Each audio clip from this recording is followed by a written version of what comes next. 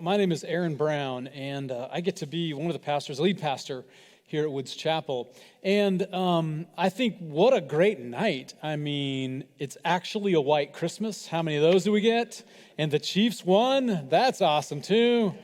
So here's what I want to do tonight is I want us to look at three Christmas phrases, some things that you can take home with you tonight and into the future. And what I'd like to do is kind of plunk these phrases down in the middle of this beautiful living room here, and then have us kind of circle around them and see what they might mean to us. And here are the three phrases. The first one, it's pretty simple, surprise. The second one is be careful what you ask for. And the third one is pretty simple also, don't be afraid. Don't be afraid. So the first one is surprise. Surprise. So finding lost relatives is a pretty big deal these days. In fact, Christmas, one of the gifts that's becoming more and more popular for Christmas gifts is these DNA ancestry searches. You know what I'm talking about? DNA ancestry searches. How many of you have done a DNA ancestry search? Okay, a few, not a ton, but here's what it is in case you don't know. You order a kit, minimally costs you $60. You can add some add-ons in if you want that. The kit will arrive at your house. You give a sample of saliva, and then you wrap that up in the box and send it back, and in a few weeks you will know who you are. Isn't that awesome? I mean, you'll know basically what continent your people came from. You might learn a little bit of health information if you add that add-on into the cost. There's all kinds of things that you can learn. You might even, if you pay the extra fee, find some long-lost living relatives of yours. I got an acquaintance of mine in Joplin. His name's Kerry Saketa. And he did the DNA search, knowing that he was adopted, right? He was adopted from Italy when he was a baby. And so he did the DNA search, and some other folks had done the same DNA search, and he found brothers in Italy that he did not know that he had and has reunited with them. I think that is so cool, right? And I would love to do this, if it were possible, to kind of go out and ask you people that raised your hand and said, yeah, I've done a DNA ancestry search. I would wonder, was it a good experience for you? Well, did you find something interesting? Did you find something surprising? And the little research I've done, people really generally are positive about it. It's like, yeah, this was cool, this was fun, I learned some things that I did not know, and in general, that's the case, but there are also some folks that have had some bad experiences with DNA ancestry searches. In fact, you may not know this, but there are websites and support groups for people that had a bad experience with their DNA ancestry search. They discovered something shocking, like a technical term for it is a misattributed parentage. Do you know what that is? It's just finding out that mom isn't really mom, or dad really isn't dad, or brothers and sisters aren't related to one another. A misattributed parentage, ancestry surprise. And I bring this up, you're probably wondering, why is he bringing this up? I bring this up because Matthew, the writer of the Gospel of Matthew, starts his story of Jesus, especially the birth, the very beginning, the birth of Jesus, starts it with a genealogy. And to us, we look at this genealogy and it's like, wow, that is just a long list of long forgotten names. But there's a reason, because there are a whole bunch of ancestry surprises in that genealogy.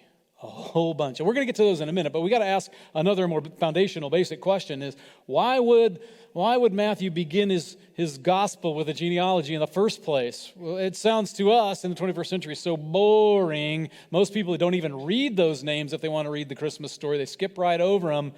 But Matthew was trying to communicate something to us. He's trying to tell us something about God. And he was writing these specifically to Jewish people because he's about to say, hey, the Messiah we've been waiting for a couple thousand years, I believe, Matthew's saying, has arrived. And so the Jews would have said, well, we know from our scriptures that the Messiah would have come from the line of David, the genealogy of David. David would be in there. King David would be in there somewhere. And so Matthew's trying to tell his Jewish readers, you can check that box off. Because this Jesus that we know comes from the line and house of David. Now, I'm going to give you a good laugh here. I'm going to attempt to pronounce some of these names in this genealogy. There are 42 generations listed. I'm not going to read them all to you, but I'm going to read a chunk here. Listen carefully. Matthew begins his genealogy this way. Abraham was the father of Isaac, Isaac the father of Jacob, Jacob the father of Judah and his brothers, Judah the father of Perez and Zerah, whose mother was Tamar. Perez was the father of Hezron, Hezron the father of Ram, Ram the father of, this is one of my favorites, Amminadab.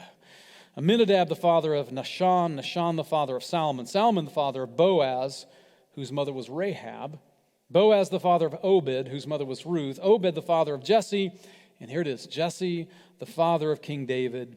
David was the father of Solomon, whose mother had been Uriah's wife. And by the way, again, that's just part of the list, right? But if you take that part right there and you just scratch a little bit under the surface, you are going to see so much more than just a list of long forgotten names. Example, starts with Abraham being the father of Isaac, but it doesn't mention the fact that Abraham actually had an older son named Ishmael who, through no fault of his son, was banished from the family. Remember, these lineages almost always went through the older son. That's just kind of how it was back then and in that culture. Isaac, Abraham was the father of Isaac without mentioning Ishmael. Then Isaac, it says, is the father of Jacob without mentioning the fact that the older brother, Esau, that Jacob stole his older brother's birthright, right? Jacob is the father of Judah and his brothers. Well, why is Judah mentioned and not the star of the family, who was Joseph? Joseph, who saved the entire nation of Israel, or Egypt, actually. So what's going on here? Why is Matthew mentioning these people and not the ones who you would have expected? Well, Matthew is teaching us a lesson about God. And that lesson is surprise. God doesn't always work through the firstborn, through the best, the brightest, the expected one to carry out the divine plan. And for reasons that we don't necessarily understand or even have to understand, God might just pick the Judas who sell their brothers into slavery, or God might pick the Jacobs who cheat their way to the top, or the Davids who steal wives and murder rivals, but also compose beautiful poetry and write these amazing psalms of praise. And what about the 5 women that Matthew includes? You might notice that he does not include the very upstanding women of the Bible. He doesn't include Sarah or Rebecca or Rachel, the fine upstanding women of Israel. No.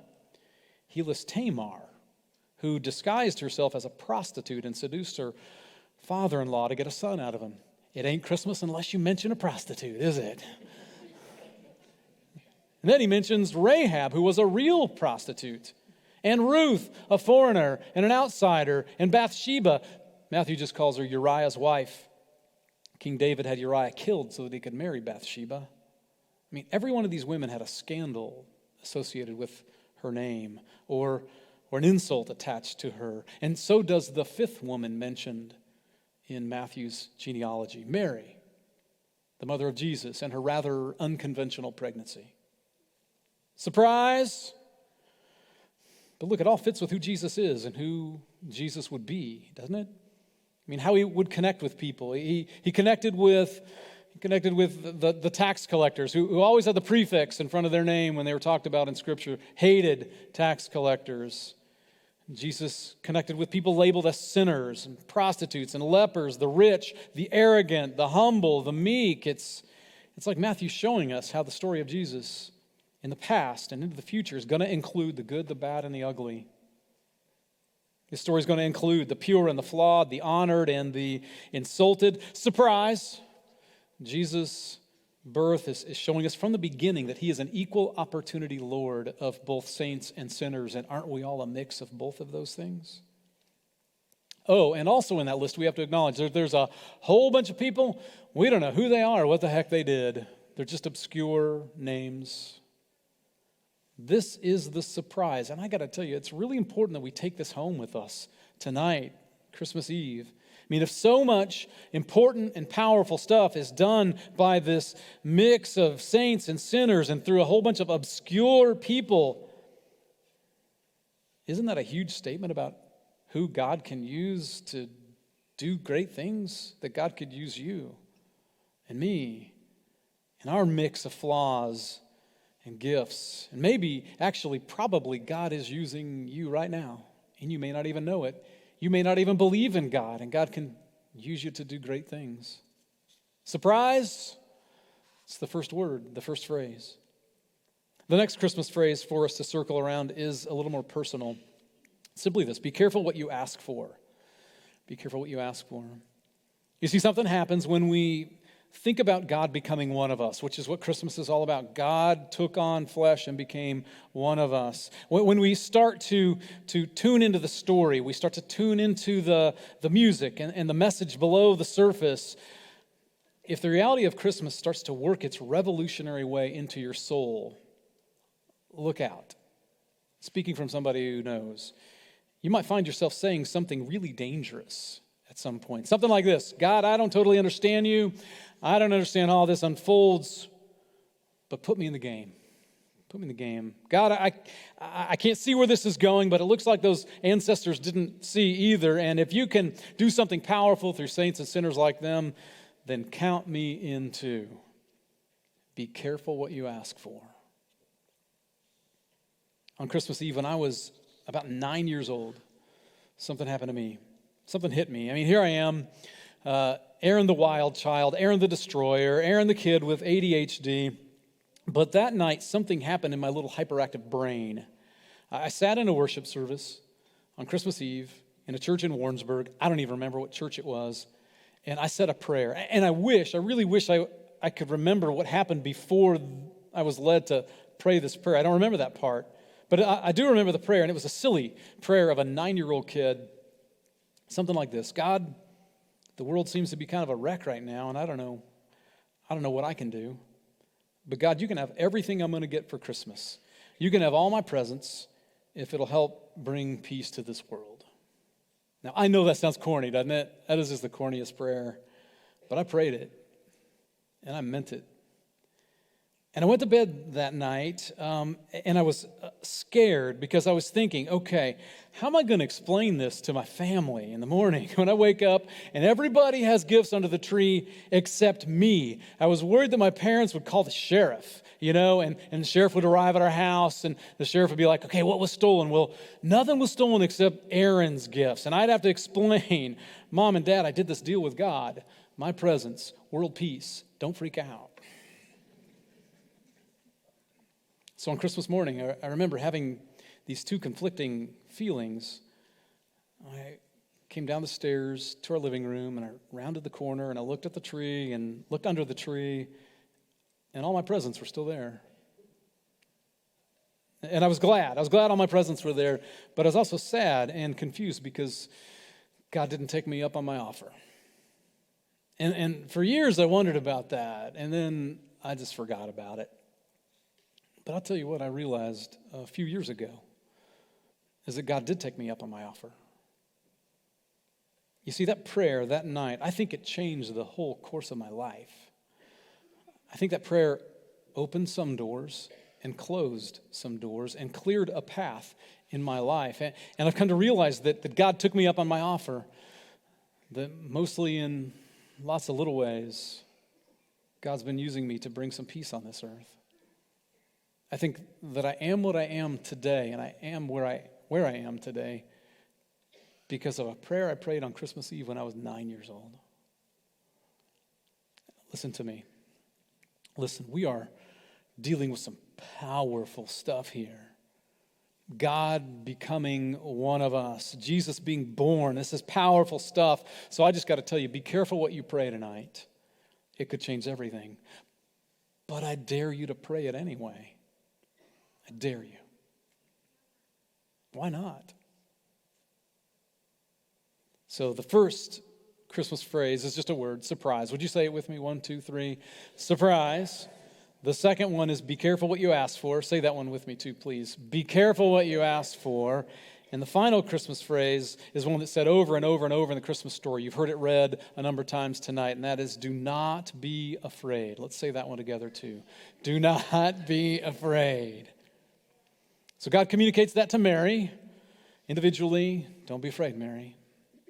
God communicates that to Joseph individually. Don't be afraid, Joseph. He communicates that to the shepherds. The shepherds are out in the field. They hear and see all this. Don't be afraid. God communicates it again to Mary and Joseph. Then Jesus grows up. He communicates it to his disciples over and over again. Don't be afraid. Don't be afraid. Don't be afraid. What are you afraid of? What are you afraid of? Think about that for a minute. One of the biggest things that most people, not everybody, but most people are afraid of is death, which is totally natural because death is a big deal. But Jesus didn't stay a baby in a manger. We got to remember that tonight. He didn't stay a baby in a manger. He grew up.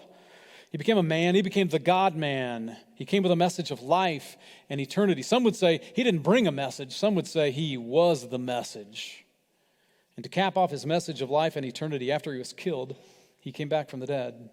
And the disciples saw him, and the disciples, a whole bunch of other people saw him too, but the disciples went from being this group of frightened cowards to a group of people that were not afraid of anything. Nothing scared them. How does that happen?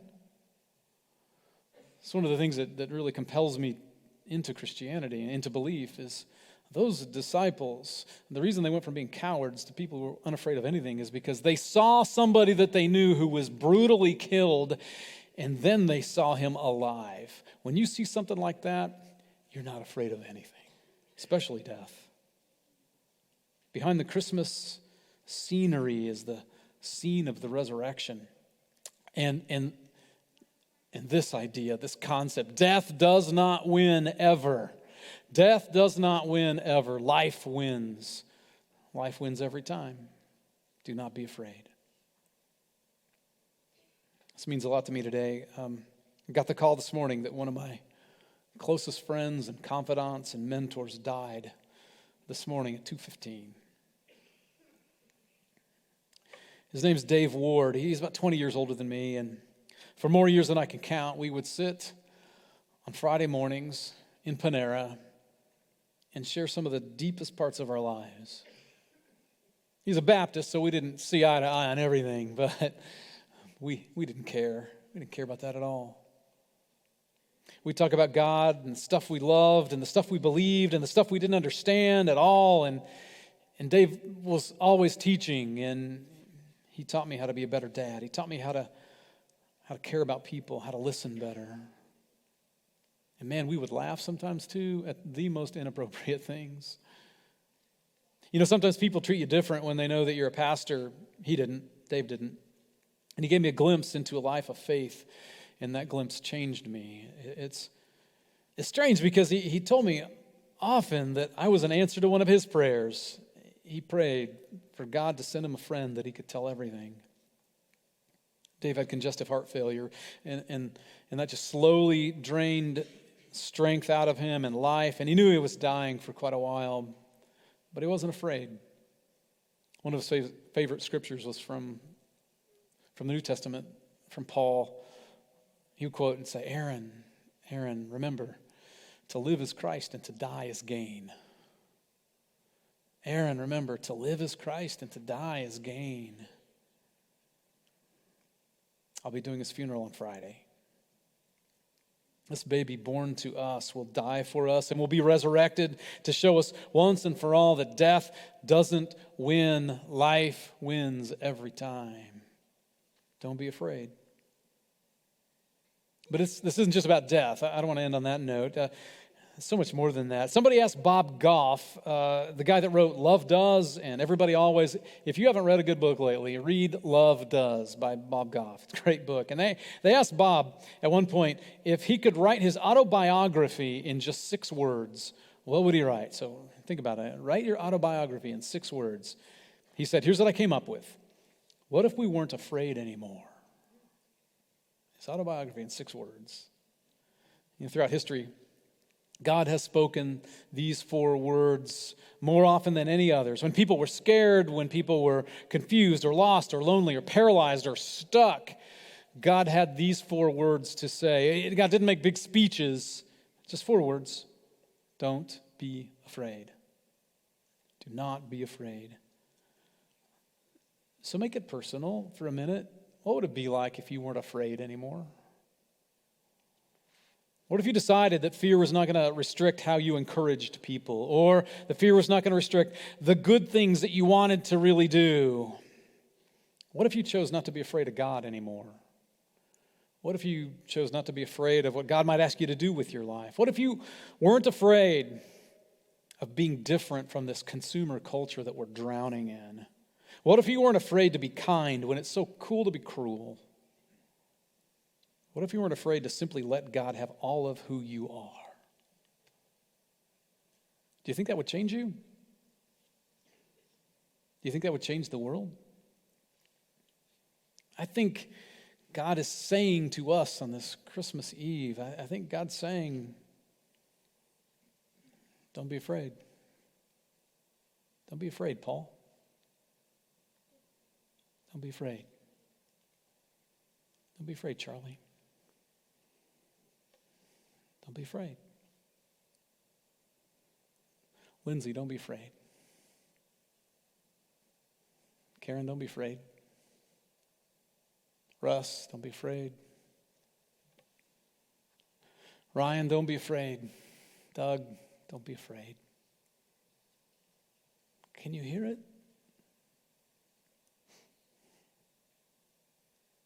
God's saying, don't be afraid. I'm here. I'm real. And I love you.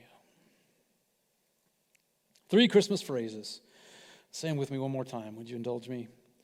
Surprise. 1, 2, 3. Surprise. Second one is, be careful what you ask for. Ready? Be careful what you ask for. The third one is, don't be afraid. Surprise, Jesus has a crazy family history, and you will fit right in. Be careful what you ask for. Something powerful could start right now if you let it. Don't be afraid.